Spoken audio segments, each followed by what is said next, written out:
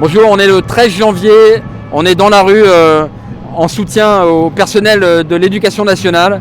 On en a marre de l'irresponsabilité, de l'improvisation, de l'amateurisme de Jean-Michel Blanquer, qui est capable d'improviser un protocole sanitaire la veille de la rentrée et d'en changer 2 fois ensuite. Il a menti, il a dit qu'il avait fait un protocole tardif pour être, je cite, au plus près de la réalité. Et la réalité, c'est qu'en fait, lui, il a passé tout son temps à alimenter des polémiques stériles plutôt que d'être au boulot pour protéger les élèves et le personnel enseignant. C'est vraiment rigoureusement irresponsable. C'est pour ça qu'avec Yannick Jadot, nous appelons à sa démission. Nous proposons depuis 2 ans des mesures simples pour en finir avec la pandémie, en commençant par la libération des brevets. Il n'y a pas de stratégie vaccinale qui tient la route si elle est réduite au niveau national et que vous ne permettez pas aux personnes, aux populations en Afrique du Sud ou au Mexique de se vacciner correctement.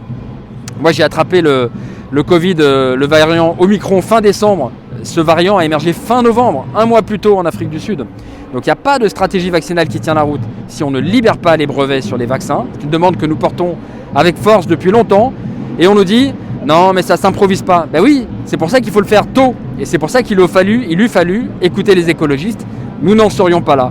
Et dans l'éducation nationale, c'est le même problème. Ça fait bientôt 2 ans avec Yannick Jadot que nous réclamons des purificateurs d'air, des capteurs de CO2, dans les écoles en particulier, dans les bâtiments publics, et qu'on nous dit ça ne se fait pas d'un claquement de doigts, ça ne se fait pas en 3 mois. Et bien oui, c'est pour ça qu'il eût fallu écouter les écologistes plus tôt.